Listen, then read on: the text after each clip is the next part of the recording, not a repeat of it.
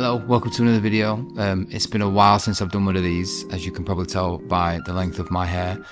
I've not done one of these for a bit. And this week, I kind of wanted to talk about this Ricoh GR3 camera. And I'm aware there's a new one out, but the 3 still does everything I want it to do. So I thought we'd have a little chat about that. I've kind of done a video about this before when I was in New York, but I kind of filmed it in the hotel room and it was a bit dark. It wasn't very good quality. So it's still there, it's still up on the YouTube channel, but I thought I'd just do a bit more of a dedicated video because that was more about the photos that I'd taken in New York and stuff. And so I thought I'll do a proper video about it, as properly as I can, not being very technical or very good at the tech specs when it comes to the cameras that I use. I just know what works for me and all that kind of thing. So yeah, I picked this up maybe a year ago, 18 months ago. Bought it from Harrison Cameras in Sheffield, and I believe the price was around $949, which sounds expensive, but it's an APS-C crop sensor. It's 24 megapixel. The color science I think it's really good, and just the overall image quality is really good for such a small camera. And the handiness of having this, like anytime I go traveling or anytime I go anywhere and I don't want to take the A7 IV or the A7 III, then I will just literally take this and put it in my hand luggage and take it on a plane. So I did that like last year when I went to Barcelona. I took it to like Whitby, I think. Yeah, I did. Took it to like Whitby in like the autumn. I took it to New York, and I took it again to Barcelona the other week, which it was the same hotel and everything. Just a nice break. You know, it's like, you know where you like to go. So, but I do really enjoy using it, and there'll be weeks and weeks where I don't kind of get the chance to use it. And then there's weeks where this is like the only camera I'm taking out with me and I'm using it pretty much all the time.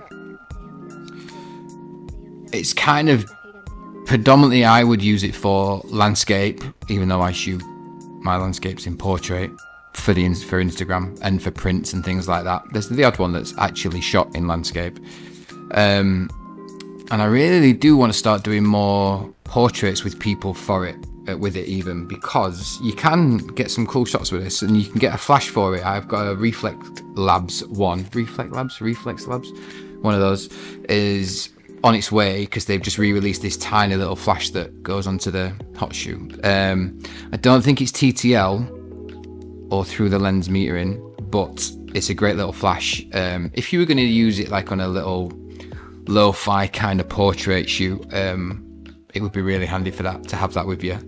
So when that comes, I will probably do a separate video, or maybe a short, because it's not going to be that long, on that flash and how it works with the camera and everything.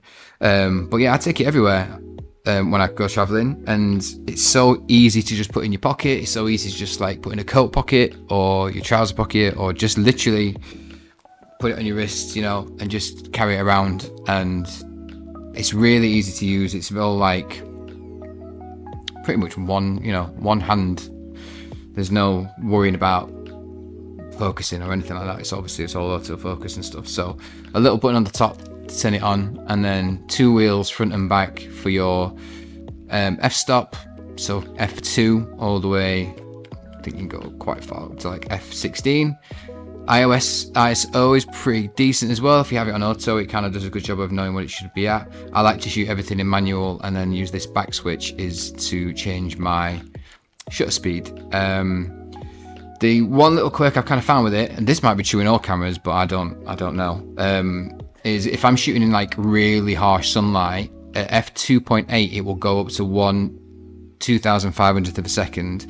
You can get faster than that, but you just got to put your f-stop up a little bit as well, and then you can kind of compensate for that a little bit. Connectivity wise, there is an app with your phone, image transfer or image sync. I'll show it on the screen in a bit.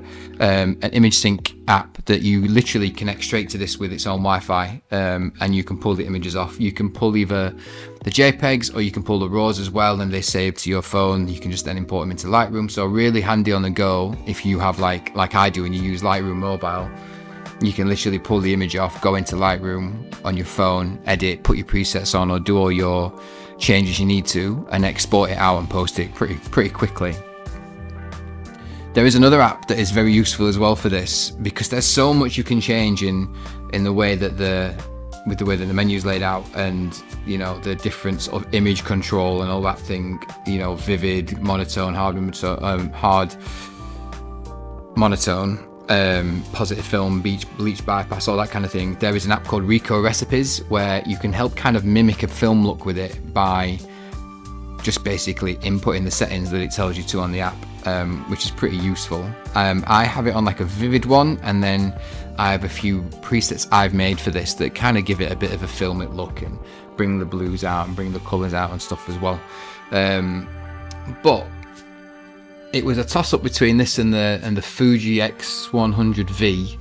I just liked the size of this. I just liked how compact it was, how light it was, how good the sensor is. There's probably better image quality in the Fuji, but this, for me, kind of does everything I need it to, and it's really handy to have wherever you go, really, and easy to use. And you know, touchscreen focus, you can touch on the focus from there. Lots of focus settings that you can change to. I'm not going to go too into depth about all the specs and all that kind of thing and all the settings. Like, we don't want to watch a video where someone's just literally going through all the settings of the camera to say what does what. I'll just show you some images of what I use it for, or how I've used it, and what I like to do with it. And yeah, like I say, next thing, do some portraits with it. I think do some good portraits, some good lo-fi moody ones. It's kind of grainy, kind of, you know, hard light with the little flash. That kind of thing is what I'm going to try and do next with it. I just need to find the right person to do it, because I'm not doing self-portraits like that. But yeah, great little camera. There is a new one out, the HDR one, which does look really good, but I'm not rushing out to change mine. I really like the one I've got, and I really like the specs of this one, and everything I've kind of used with it, or everything I've shot with it, I've really liked. And even sort of prints as well. There's prints on the website. I think there's some prints. I'm trying to look if there's any in here, but in fact, let me get one off the wall.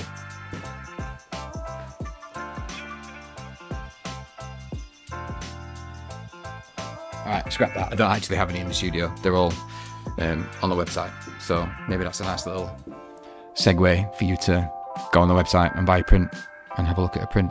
But yeah, great little camera. If you could pick one up secondhand now, you can probably get one for maybe $850, which yeah, it is expensive, but it does pack quite the punch, if I'm honest, and I don't regret spending that kind of money on it. I think I bought another battery as well, so I probably paid like just under £1,000 for it. But for the use I've got out of it, and the stuff I've done with it, and the prints I've sort of sold on my website or on Pedalo's website, it's probably made its money back anyway, so can't complain about that.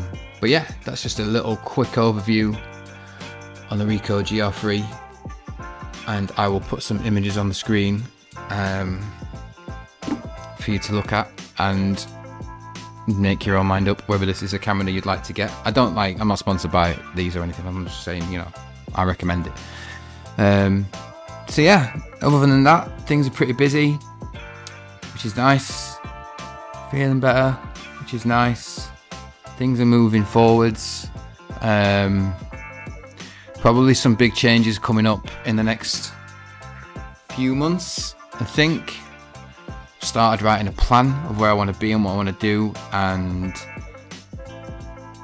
that kind of thing, which is not like me, but you know, times are changing. And again, big shout out to Tom and Lily for being in the studio while I was away, or especially Lily kind of looked after the studio while I was away, did some shoots in here, just using it as a space to practice with. So shout out to her, and shout out to Tom as well for his Sheffield FC shoot where he went with the team down to London to do a shoot with them. So shout out to him for that, because those photos look really good.